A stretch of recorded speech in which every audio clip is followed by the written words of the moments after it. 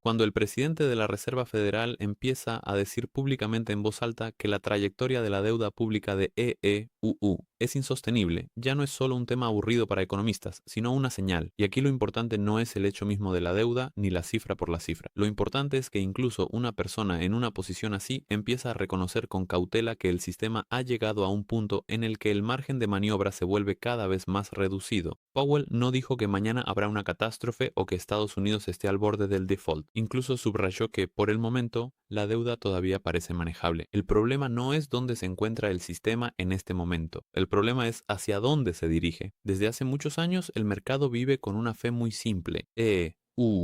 Aún puede endeudarse, refinanciar su deuda y ampliar su balance sin consecuencias graves. Y todo porque el dólar es fuerte, por mucho que lo hayan dado por muerto. El mercado de bonos estadounidenses es enorme y líquido, y todo el mundo sigue comprando activos estadounidenses. A primera vista, todo parece bastante estable, pero Powell, en esencia, insinúa lo siguiente. La cuestión no es si el sistema es estable, sino cuánto tiempo más puede seguir siendo sostenible. En este punto, mucha gente comete un error típico. Observan el dólar y dicen, ¿cuál es el problema? El dólar está fuerte, la gente está comprando bonos del Tesoro estadounidense, el capital sigue fluyendo hacia los mercados estadounidenses, no hay pánico. Y es por eso que este tema suele malinterpretarse. Un dólar fuerte no es prueba suficiente de que no exista ningún problema. Esto solo demuestra que todavía hay confianza en el sistema. Pero la confianza y las matemáticas no son lo mismo, espero que lo entiendan. La confianza puede mantenerse durante mucho tiempo, pero si la aritmética básica empieza a deteriorarse, el mercado puede plantear una pregunta completamente diferente. En lugar de preguntar, ¿puede Estados Unidos financiarse hoy? La pregunta pasa a ser, ¿podrá hacerlo con la misma facilidad mañana si las condiciones empeoran? Y esta pregunta ya no trata sobre estabilidad, sino sobre resiliencia. No se trata de un colapso del dólar mañana ni de una catástrofe repentina. El sistema pierde flexibilidad gradualmente, lo cual es peor que un pánico estruendoso. El problema de la deuda estadounidense no es una historia sobre un futuro lejano, no es algo que sucederá algún día, es algo que está ocurriendo ahora. En las últimas décadas, la deuda federal de Estados Unidos ha cambiado la propia naturaleza del sistema. Antes, la deuda se comportaba de manera más o menos cíclica. Durante las crisis podía crecer bruscamente porque el Estado gastaba más para apoyar la economía y recaudaba menos impuestos. Luego la economía se recuperaba y la situación se estabilizaba parcialmente. Antes, el crecimiento de la deuda podía explicarse por una fase de crisis, pero ahora todo es diferente. Después de 2008 ocurrió un cambio serio y la pandemia de 2020 aceleró todo. La deuda ya no parece una reacción temporal al estrés, se ha convertido en parte de esta estructura. Es decir, el sistema no depende del endeudamiento solo de vez en cuando, sino que vive dentro de él. Y en cuanto esto sucede, absolutamente todo cambia. Cambia la política, cambia la sensibilidad a las tasas y se reduce el margen de error. Una deuda alta en sí misma aún se puede soportar, pero solo bajo buenas condiciones. Cuando tienes un alto crecimiento, tasas bajas, la inflación bajo control y el servicio de la deuda no asfixia el presupuesto. Pero tales condiciones no están garantizadas siempre, y cuanto más depende el sistema de las deudas, más difícil es mantener esas condiciones. El problema aquí no es que la deuda sea grande, el problema es que está tan profundamente arraigado en el sistema que cambiar esto y revertirlo sin dolor se vuelve casi imposible.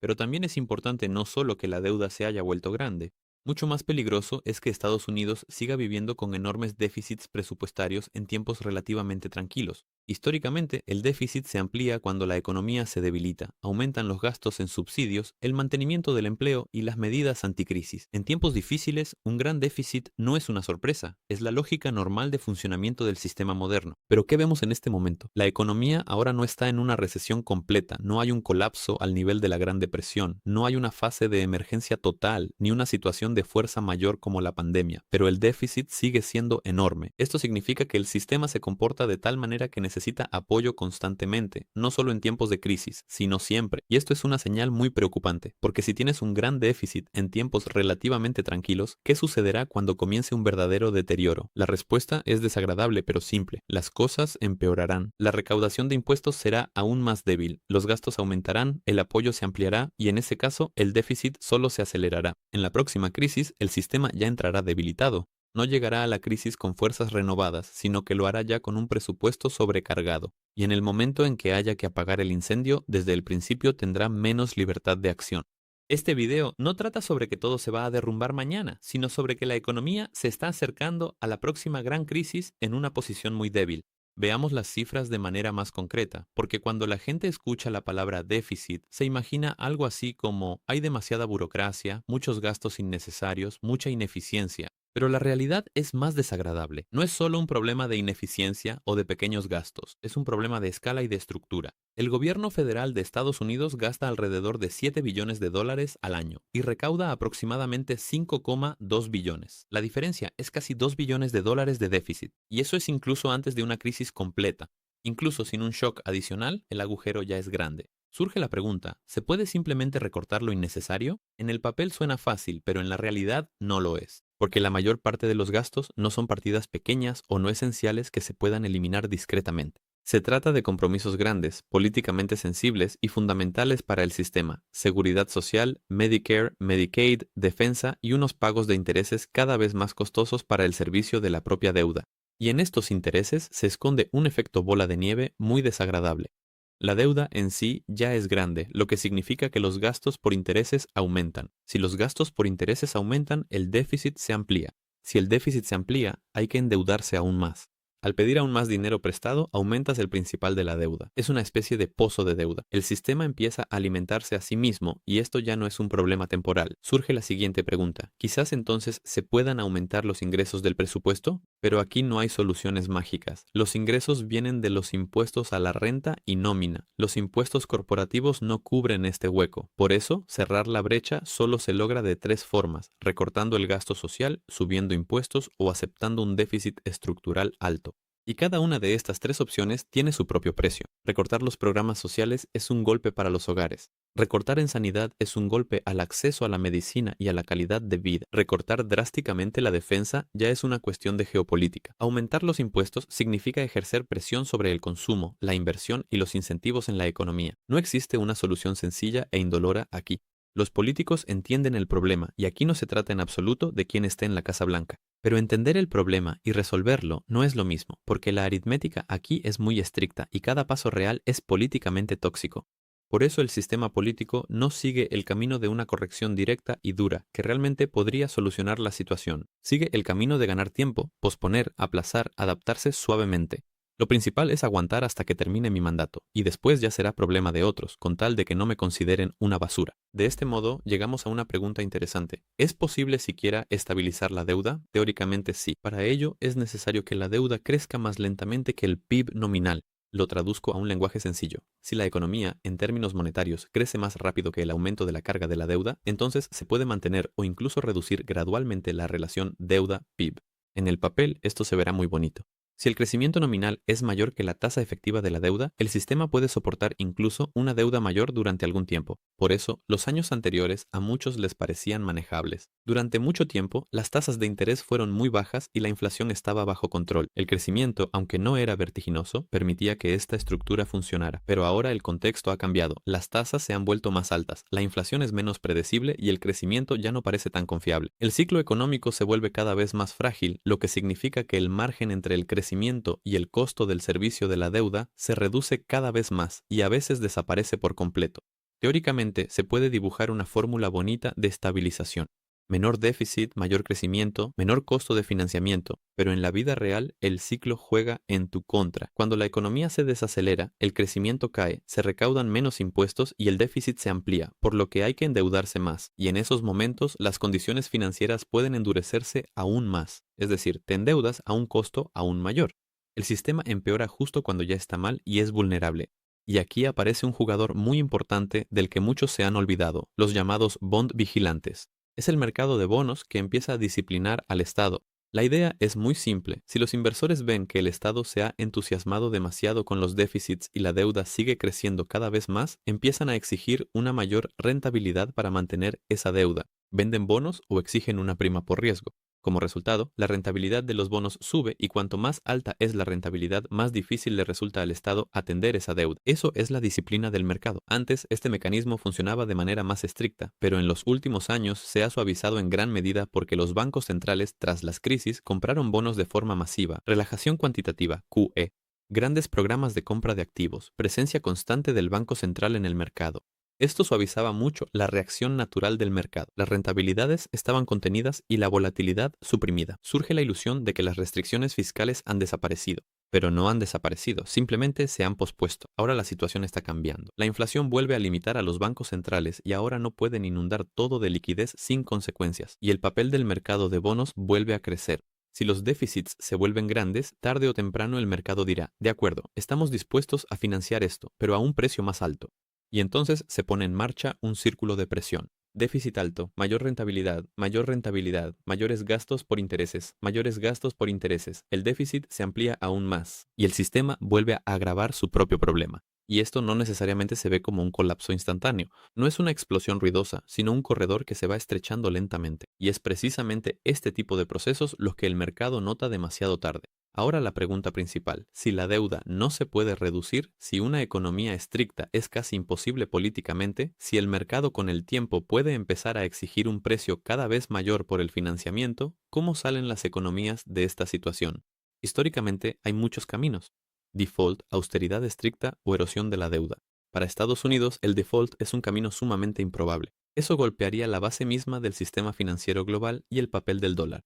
La austeridad estricta es teóricamente posible, pero es dolorosa, ralentiza el crecimiento, aumenta el desempleo y provoca resistencia social y política. Por eso queda el tercer camino, el más silencioso, el más insidioso y quizás el más realista. No la eliminación de la deuda, sino su lenta dilución. Al Estado le conviene que, con el tiempo, la inflación sea mayor que la rentabilidad real de algunos activos financieros. Entonces, el valor real de la deuda disminuye gradualmente. La deuda no desaparece físicamente, pero su peso real para el sistema se reduce. De hecho, esto es una transferencia oculta de riqueza de los ahorradores al prestatario, de los tenedores de activos nominales al Estado. Y este mecanismo funciona mejor cuando no se le llama por su nombre.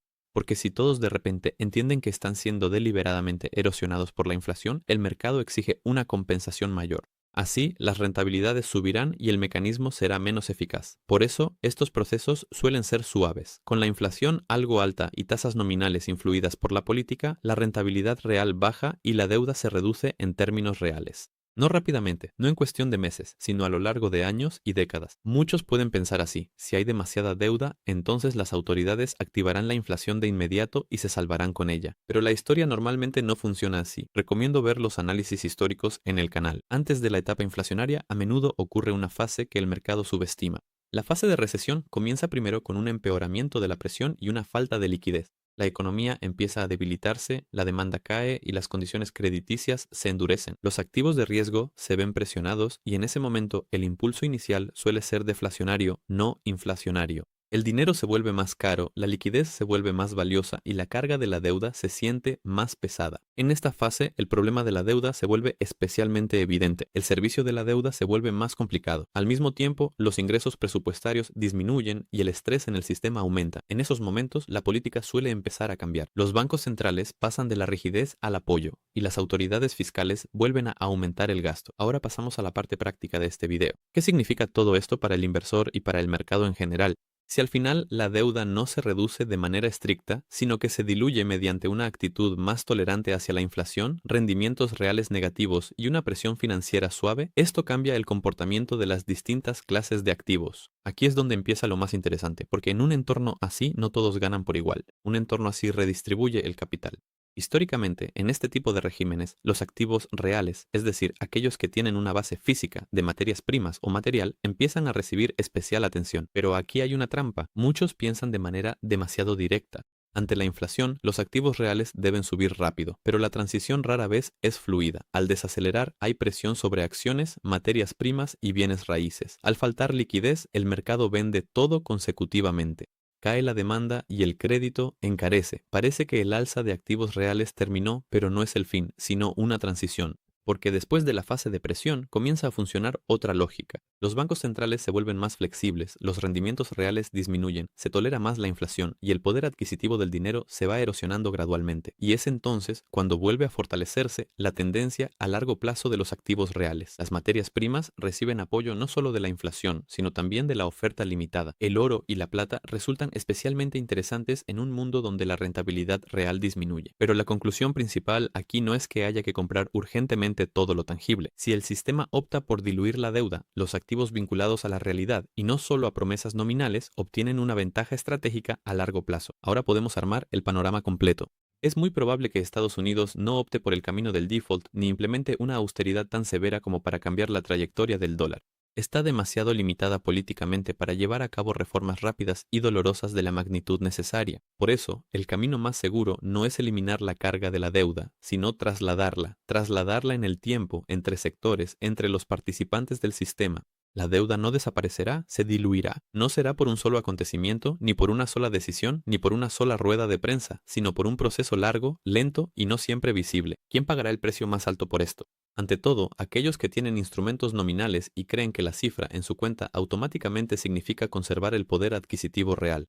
Los tenedores de renta fija sin una protección adecuada y las personas que solo piensan en términos nominales. ¿Quién podría encontrarse en una posición más ventajosa? Aquellos que entienden la diferencia entre promesas en papel y un activo real. Quienes piensan no solo en cuánto dinero tienen en la cuenta, sino en lo que podrán comprar con ese dinero dentro de 5 o 10 años. Esta historia no trata sobre Estados Unidos, sino sobre cómo se redistribuye la riqueza en grandes sistemas de deuda, de manera silenciosa, gradual, sin anuncios oficiales. Y aquí quiero volver al principio.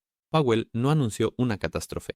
No dijo que todo se romperá mañana, pero dijo algo más sutil y probablemente más importante.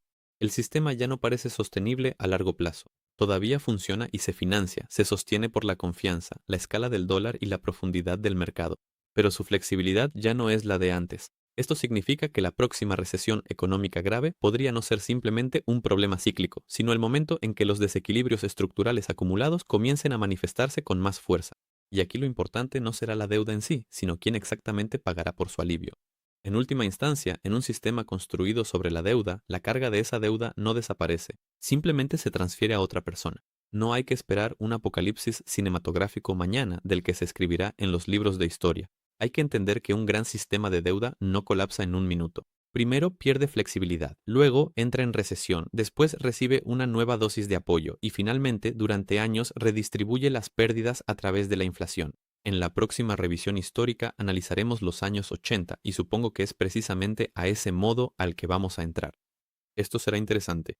Creo que el dólar va a fortalecerse, pero un dólar fuerte no elimina los problemas, solo le da tiempo al sistema. Y el tiempo no es una solución, sino un aplazamiento. Nos vemos mañana en el resumen semanal.